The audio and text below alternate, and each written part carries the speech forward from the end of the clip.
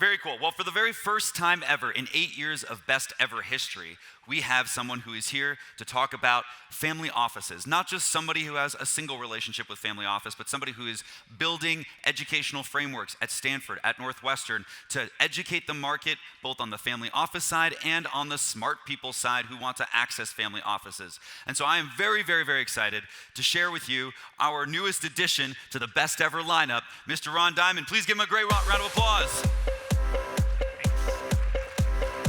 Thank you, Ron.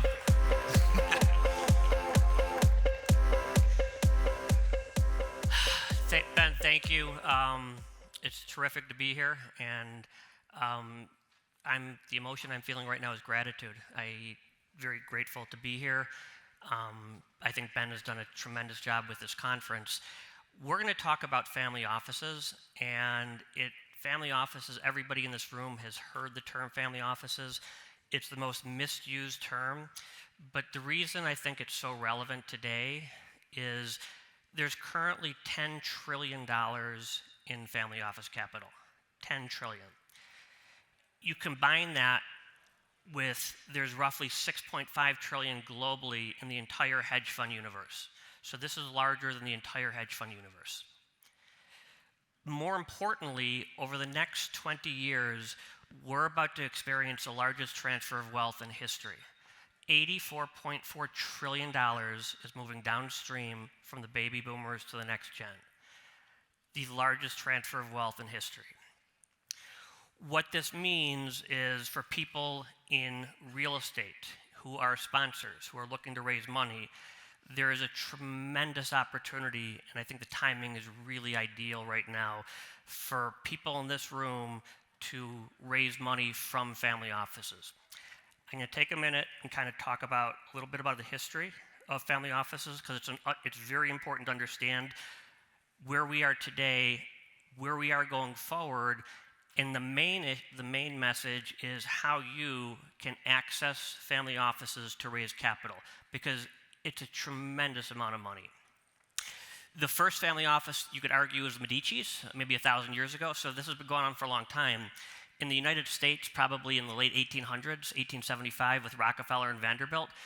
But when you hear the term family office, it's a term that's used over and over and over again, and it's misused over and over again.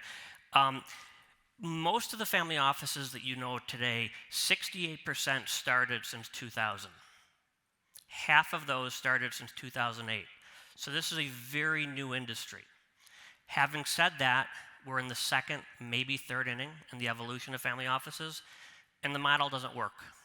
Only 25% of family offices make it to the second generation, 10 make it to the third, and 5 make it to the fourth. Today, family offices are very fragmented, very inefficient, and very siloed. That's going to change, and it's changing in real time. In the mid-'80s, I graduated from Northwestern in 1987, and my first job was working at a firm called Drexel Burnham. And people who are old enough in the room will remember it was, at the time, the most profitable firm on Wall Street. And then I was there for 2 years, and 2 years into it, I'm in the room where Fred Joseph, who was the CEO, announced we're going bankrupt. So this is like Goldman Sachs on steroids going bankrupt. And my takeaway from that, I was 24. I lost a good job. I didn't have a lot of stock options. But I'm watching people in their 60s and 70s and 80s, and many of them lost most, some of them all of their money because they had it in Drexel stock. And it was predominantly men on Wall Street back then, and typically they didn't openly cry, but I saw that. And it was a very surreal scene. And my takeaway from that was that I would always be loyal to people, ridiculously loyal to people, but never to a company. Because if it could happen to Drexel, it could happen to anybody else.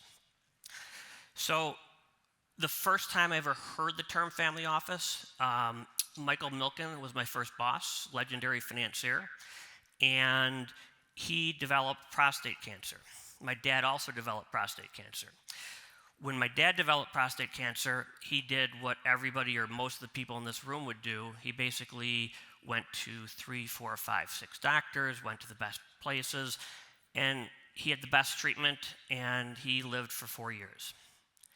What Michael Milken did, and this is the first time I ever heard the term family office, he wanted to solve this. So rather than just going to a bunch of the top doctors, which is what my dad did and what I would have done, he built it like a venture capital firm. So he basically put 2 million here, 5 million here, 3 million here. And as a result of Michael Milken, most men, if we live long enough, will die with, but not of, prostate cancer. He did this through something called his family office. This is 1991.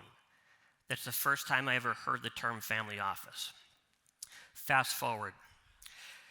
2000, family offices really started to take off. And the reason is the amount of net worth for individuals, the speed at which you can make money today based on the internet and technology, there's never been anything like this. You can go back to the Industrial Revolution, and I would argue, I've got two beautiful daughters, Zoe's 23 and Bella's 20. There has never been a bigger change from my generation to theirs. I would argue, going back to and including the Industrial Revolution. I had a typewriter in college. We had a computer lab where we get to spend a half an hour in the lab each time, and we would just kind of clock in and clock out. My daughters now, if they're going to buy a pair of jeans, they want to know who made it, how is it made, how do they treat their employees, and they have access to that because they've got the internet. I never did. I bought a pair of jeans, It wasn't that I was a bad guy, I had the Encyclopedia Britannica. That's my access. I didn't have the internet. So these kids right now want to do things and they want to make a big difference. So family offices right now, controlling $10 trillion, what's happening right now is that private equity and venture capital in the mid-'80s, as they disrupted the public markets, I believe that family offices are starting, will never replace, but they're starting to disrupt the private equity market, and here's why. When I ran my hedge fund, if any one of you here, and this is a terrific conference with a lot of very successful entrepreneurs and real estate sponsors, if you had to run your company and report to me every 90 days, there's no way you could run your company efficiently. But that's what publicly traded companies had to do. So the reason private equity and venture capital exploded then was because it was a better model. You didn't have to report to an analyst every 90 days, and 2% covers the overhead, and 20%, I only make money if you make money. Interests were much more aligned. Fast forward, this became a multi-trillion-dollar industry.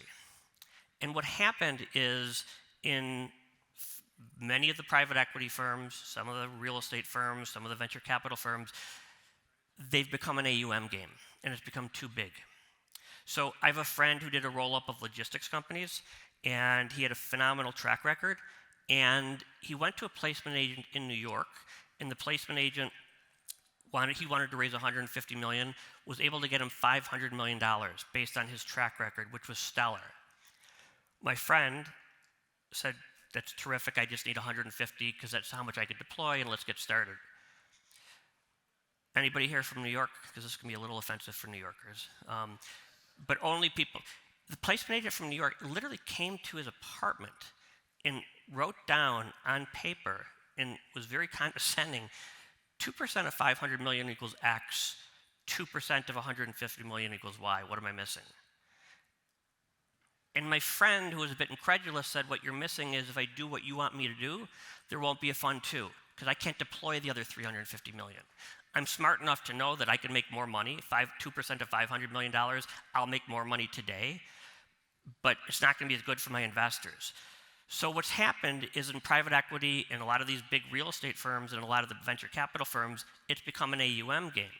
But that's an opportunity for people who are smaller and coming up, because I think the efficiencies are much better and the interests are much better aligned. I think that where we are today is family offices have something called patient capital, and this is something that's really important for everybody to understand. The biggest advantage that family offices have is patient capital, and this is why they make phenomenal partners. The private equity and venture capital firms are incented to flip companies every 3 to 5 years. That doesn't make them bad people, it's just how they're compensated. So what you're going to see happening is every 3 to 5 years, a company being sold. That's not necessarily the best way to do it, Because what if the company was still doing really well for 10, 15, 20 years? But the people who own these firms they're incented to sell it after 3 to 5. What you see happening in the market is a private equity firm A buys a company from a family-owned business. They hold it for 3 to 5 years. They sell it. And interestingly, a lot of times they'll sell it to private equity firm B. So you got a smart firm who's saying it's time to sell, smart people who are saying it's time to buy. And over the course of 20 years, you could see a firm change hands 4 times. And if you look at the friction and the inefficiency and the disruption in the companies versus a family office who could simply buy a company, hold it for 20 years, and let it compound, the results are totally different. Family offices look at things through a completely different lens than what most of you guys look at when you're talking to raise money, is you're going to show what your track record is. The family office model, the family office world, is 100% based on relationships. The first, second, and third thing the family office wants to know, can I trust you? Are you a good person? The fourth thing, tell me your track record, tell me your background. That's flipped institutionally. You go to a pension fund, they want to know what's your 1, 3, 5-year track record, what's your biggest drawdown, all the different risks that you're taking, and then they'll kind of due diligence you as a person. This is a relationship business, and the reason I think family offices make great partners is because at one point they were entrepreneurs. Now, in order to start a family office, you need, in order for it to make economic sense to start a family office, you need $250 million. There are a lot of family offices that have less than $250 million. And I don't judge anybody. If you make money selling widgets, that's terrific. But you shouldn't have a family, you should go into a multi-family office. So the single family office, you need $250 million in order for it to make economic sense to do it. And if you do the math, you reverse engineer it, rather than paying for your own accountant, your own admin, your own people, your own tax people, you're splitting that cost amongst 10 or 20 other families. That's what the multifamily offices do, and that's where the real growth rate is. There's currently 15,000 family offices globally, but I think here's where I think that everybody in this room has a huge opportunity. So post-crash, pre-COVID, most of us probably made money in most asset classes. I don't care what you invested in. Private equity went up, venture capital went up, real estate with interest rates of 0. I'm not saying it was easy, it was easier to make money. The stock market went up, Bitcoin went up, whatever you invested in made money. So what a lot of the family offices did is they're like, well, wait a minute, you guys are experts in real estate. Why would I pay 2 and 20, which is typical fee, to an expert like somebody here when I'm making money myself and I'm not paying any fees? So they did direct deals, and that worked until it didn't. About 2 years ago, and I think this is where the opportunity is for people in this room, about 2 years ago when they started jacking up interest rates, all of a sudden, where it was really easy to make money, particularly, or I'm not going to say easy, easier to make money in real estate, when interest rates are 0, with rates going up, not only are family offices not making money, they're losing money. So they're going to be reevaluating what they do and how they do it. The biggest obstacle that most of the family offices have is the ego of the founder, of the matriarch or patriarch. When I sold my hedge fund, I felt really good. You feel real smart. You feel whatever. When these people have a liquidity event, they feel terrific. But you can't be good at everything. You could be good at something, maybe one or a couple things. So what we saw happening was all of these happen. And remember, in real estate and family offices, it's the second largest asset class. So basically 25% of assets in family offices are in private equity, 23% in real estate. Probably going to go up a little bit. But over the last 2 years, that's why you've got a huge opportunity. If I came here and spoke 5 years ago, I would not be giving this talk. Because I would tell you, even though I could tell you intuitively every family office would be better going to you, they wouldn't, because they're making money anyways. But now that they're losing money on these deals, they're reevaluating. And if they made their money in technology, they're going to focus on tech. and then outsource the rest. If they made their money in manufacturing, they're going to continue to invest manufacturing direct and then outsource the rest. Almost every family office has money invested in real estate. Most of them are inefficient, fragmented, and siloed. So when you hear the term family office, you think about maybe the Pritzkers, who we do a lot of work with, or the Crowns, or Michael Dell's family office. Well, they've institutionalized it. They've got a team of 65. Paul Carbone, who's a friend, runs Tony Pritzker's family office and JB's. They've got a team of 65 people to do analysis on a deal. That's a lot of people helping. A family office that I just am working with currently, they sold their company for about $1.5 billion, and the patriarch who sold the company said, I want to get your advice. I'm thinking about hiring a CIO. And I said, terrific. And he said, he's a straight A student from Northwestern. I was like, great. And then he stopped. I'm like, well, what did he do after? No, he just graduated. I'm like, well, it's stupid. I mean, it makes no sense. So what happens is that you've got huge amounts of money in inefficient hands. And that's where the opportunity, I think, for a group like this lies. Because when you're making money, when you're losing money in deals over and over again, which these family offices have over the past 2 years, you're going to want to stop the bleeding at some point. When I ran my hedge fund, and timing the market is impossible. I would never suggest it. We had good track record, but I never bought the stock at the bottom, ever. And I've never sold a stock at the top. I try to stay between kind of the 20, between the 20-yard lines. And I think that's how you have to look at real estate. Are they going to raise interest rates, or are they going to lower interest rates? When are they going to lower them? I don't know the answer to that. They're going to lower them. I don't know when or how much. But trying to time it's really hard. All I could tell you is that in real estate, you've had a lot of carnage over the last 24 months, and this is an incredible time to get into real estate, to get into multifamily. We do invest in that. I have a syndicate. Basically, I'll put in a couple $1 million per deal. We have about 100 family offices that we invest alongside, anywhere between $250 million and $30 billion. And we basically invest in the private markets, private equity, venture capital, real estate, and credit. Real estate's the number 2 product.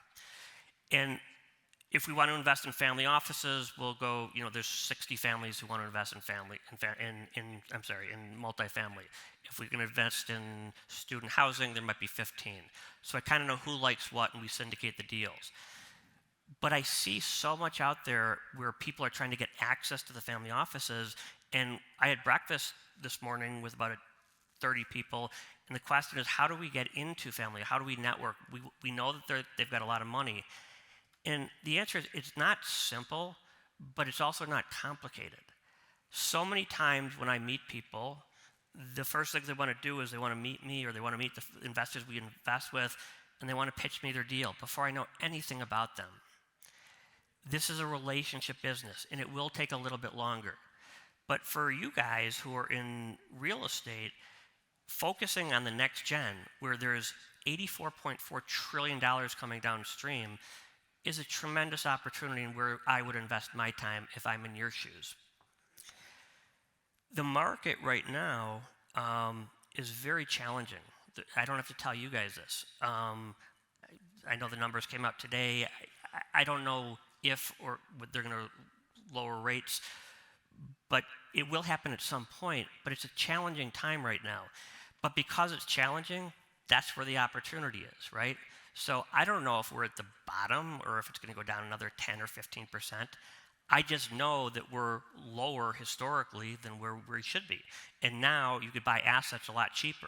So I would argue that getting into and approaching family offices right now are really a perfect time to do it. It's really a perfect storm. A lot of the people who want to get into family offices, one of the skills that we suck at, and I'm getting better, I'm good, I'm not great, is listening. Because when we talk, we want to, and then somebody else is talking, we're prepared to respond before we really listen to them. And if we actually just stopped and listened to them, and we can really see what this person really wants is this, or the reason he's had pain in this is he was too impetuous, or he did things, and it's just in listening, which is a skill set which most of us aren't that good at. But the family offices really appreciate it. If you want to get into family offices, I think you have to figure out a way to add value. So how is a 35-year-old kid going to add value to a $20 billion family office? Well, there's a lot of ways. There's ways where I add a ton of value to $50, $60 billion family offices. The first thing I do when I meet a family office is I'm not going to pitch them, even if I've got a very attractive real estate or private equity or venture capital deal. I will go out and introduce them to other families. This has nothing to do about me, and I'm not even in the conversation. But they appreciate that. So if you're looking to get into the family offices and you know a family office or two family offices or have heard of one where you live, send them some information about what they're doing. Send a white paper, send different articles without asking for anything. Because 99% of the people are doing the opposite. 99% of the people want to do it, want to pitch them. The problem right now in the family office market is because it's fragmented, siloed, and inefficient, the smart people find it difficult to find the rich people, and how do the rich people find the smart people? So a lot of it's on the family offices that right now I can go to PitchBook and I could see these are the top 100 venture capital firms, these are the top 100 private equity firms, 1 to 100, and both won. You can't see that in family offices. What's going to start to happen, and it has to happen, if family offices want to compete with these other firms, they have to let you guys know, and not just in real estate, what they're looking for. So let's assume I'm a family office and I invest in private equity, real estate, and in real estate, I invest in multifamily and self-storage. My average size check is $10 billion. I don't mind minority. I don't have to come in as a GP. I put that on a piece of paper. That doesn't exist right now. That's going to change. So right now, the problem is, again, how do the rich people find the smart people, and how do the smart people find the rich people? And the rich people want to be private, and they're entitled to do whatever they want, but they're not going to get the deal flow if they don't tell the market what they're looking for. So if you've got a great self-storage deal, and you know this guy who lives 3 blocks from you, and they're a family office, and they invest in self-storage, but you don't know that, you're not going to approach them with self-storage. So a lot of the issue, it is incumbent upon the family office to do it. But this is changing in real time. How I think this is going to play out is over the next 3 to 5 years, the word family office is going to be used over and over, but people are going to understand really what they are. I would say 80 to 90% of family offices shouldn't exist the way they exist, objectively, in my opinion, because they either don't have enough capital or they're not experts in everything. But that's where the opportunity lies. So all of the private equity firms, all of the venture capital firms, and a lot of real estate people are looking to get into family offices, and they're trying to figure out, how do I tap into that? The answer, I think, is to give before you get and figure out ways to add value. If you're sending an article, if there's a family that made their money in construction, and you're constantly sending articles, even white papers, about construction, and you're not asking for anything in return, you're like 10 steps ahead of the next person who's pitching. Because remember, this is a relationship business. Now, they're not going to invest with you if you have a bad track record. You need to have a good track record. But if you think about the amount of time everybody in this room spends raising money, or thinking about how to raise money, or figuring out marketing and how to raise money, or at night, how do I raise more money? It's just way too much time. And where you should be spending your time is what you do well: investing in investing in multifamily, investing in student housing, investing in different real estates. But we're spending a lot of our time trying to raise money. I think if you can get the family office the right partner, the right family office, it changes the dynamics. And the reason family offices are disrupting the private equity model is because it is objectively a better model, because it is patient capital. And if you're partnering with a pension fund versus partnering with a family office, if you have a bad quarter or a bad 6 months, a pension fund, you're a number. To a family office, you're a relationship. And that makes a huge difference. So over the last 2 years, when the market's been challenging, the family office, myself included, that I talked to, The people they're going to stick with are the sponsors, particularly in real estate and private equity, who are calling them up constantly. And it's not fun because it's not necessarily great news, but they're telling them what's going on. Communication is uber important, particularly when things aren't great. It's wonderful to say, yeah, I just sold this company or I just sold this real estate deal and we made a 3X or whatever it is. But what the families are looking for is during periods like now, who's got my back? You're making these phone calls not to sell, not to make money. You're making these phone calls because you got a relationship. So I think the relationships are super important. The conferences, the problem right now with the conferences is most of the conferences are the antithesis of this conference, which is why I agreed to speak at this conference. They're pay to play, which is the opposite of this. When I go to a family office conference, somebody's speaking, they might be smart, they might not, but I know they spent 25 grand to speak, and that's why they're presenting to you. That's not a good model, and that's what the family office conferences are. I think you're going to see a huge shift right now. I put together a family office initiative at Stanford University. I chaired the Disruptive Technology Center, and basically I said, let's put on a conference. Again, Ben, God bless, I could never do what you do. I mean, this is not easy work, but this is during COVID. So I just said, let's put on a conference that I would tell the families that I go to they should go to. Because the families that I invest with, they'll always ask me, and I keynote a lot of conferences, which one should I go to? And I'm like, none, because they're pay to play. So I said, I wanted to create a conference that I would personally want to go to. So I went to Kirkland & Ellis and EY, and this was with Stanford. And during COVID, we had 880 families on the call from 6 continents, 400 over $1 billion. And the reason was because everybody there was educating, not just pitching. And we tend to spend so much time pitching, talking about our track record, that and even if it's a great track record, the family offices are going to want to know who you are as a person. The amount of money that's in family offices, it's not that they all of a sudden wanted to raise and manage money. Managing money is hard. The reason there's been such growth, they stopped trusting Wall Street, many times justifiably. So if I'm running a hedge fund, I have the ability to put up gates, which means you can't sell. Well, if you're manufacturing widgets in Kentucky, you don't know what gates are, and that's not fair. So the reason for this is the pullback and the way away from the wirehouses. I mean, the wirehouses, right now, they're not even fiduciaries. And that's why you saw RIAs grow so much. RIA is a fiduciary. They have to do what's in your best interest. The wirehouses right now, they're not even fiduciaries. And that's why you've seen a huge growth. So this all has to do with trust. It all has to do with relationship. And just remember, the amount of capital is this is not probably going to happen, or I think the odds are good. It's happening. $84.4 trillion is moving downstream over the next 20 years. And if you want to partner with capital that is not going to be looking at you quarter to quarter, and if it was a challenging year for a lot of people in this room. Well, family offices aren't stupid. They know that.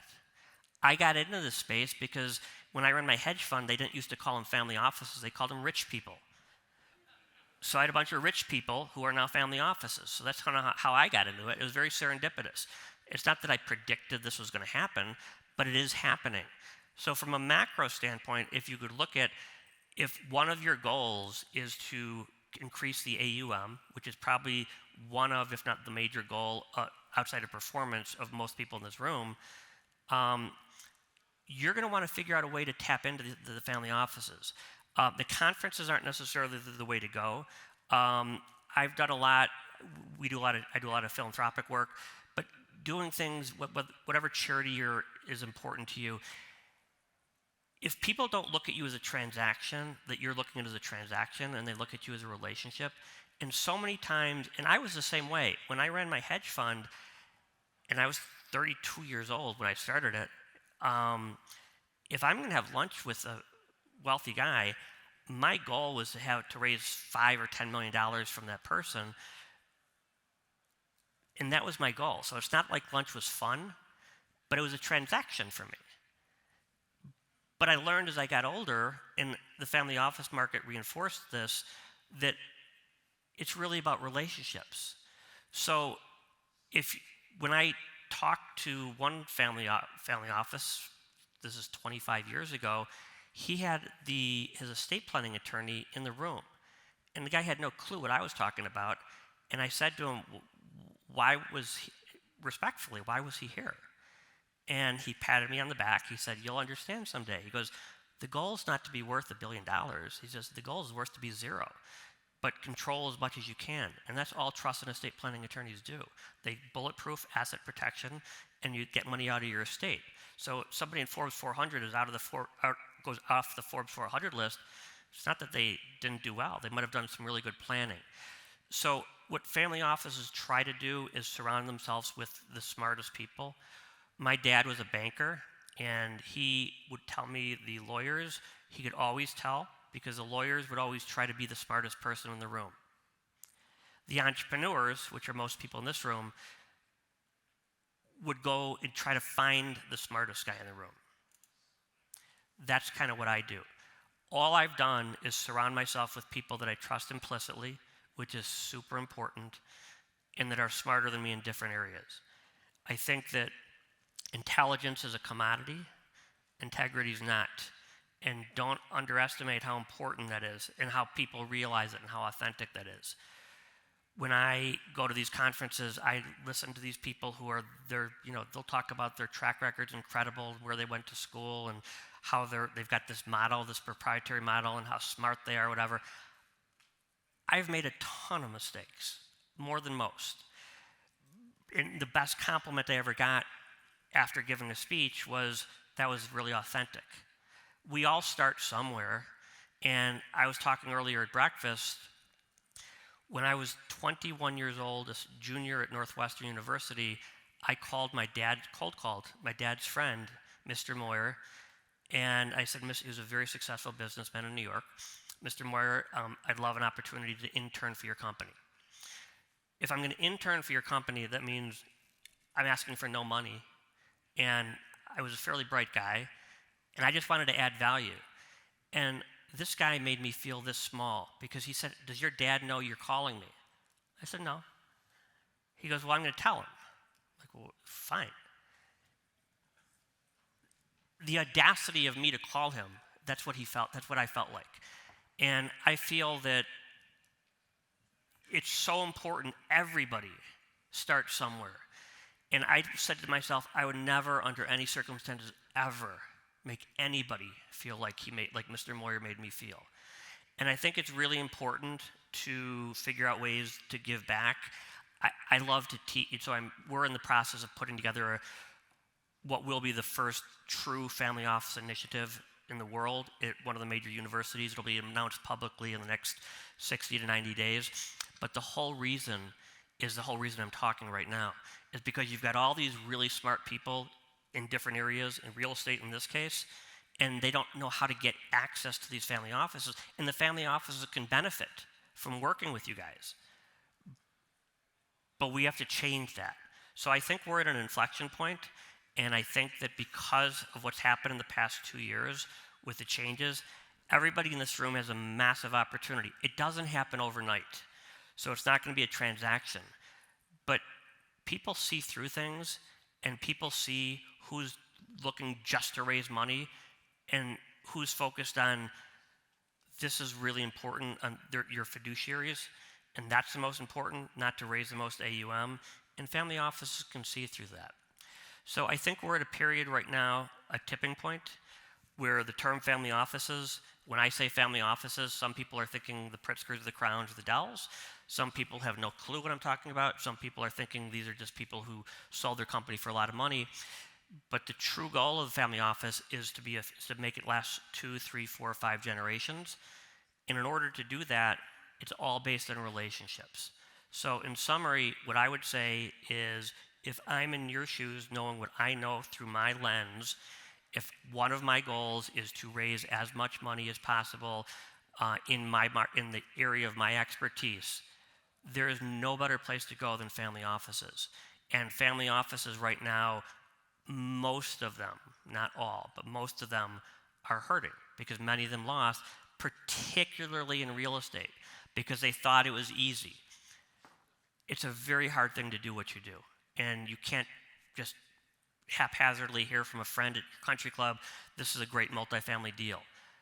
There's diligence that you guys do, and I think right now, with the pain that's happened, with the carnage that's happened, with a lot of the family offices who invested directly, they're looking to reevaluate how they do their business, and they're going to basically stay in their lane, and if they made their money in software, they're going to stick in software, and they're going to outsource the real estate to people in this room. So it's incumbent upon the people in this room to figure out ways to get access to that. I'm trying on my end, from the family office side, to make it more accessible to people in this room so that all the family offices know exactly what we're investing in. I think you've got an incredible opportunity right now. It won't happen overnight, but family offices are going to be as disruptive to the market, to private equity and venture capital, as private equity and venture capital were to the public markets. I will be here throughout the entire day and night. I'm happy to answer any questions. I'll be roaming around. But again, family offices, they're inefficient, they're fragmented, they're siloed, the model doesn't work, they've had carnage, they've lost money in the last 2 years, 23% of the money is in real estate. That's what you guys do. There's a huge opportunity, and that's what I would suggest. So thank you very much for the opportunity. Thank you very much, Ron. Thank you so much for sharing your insights. Another round of applause for Ron Diamond.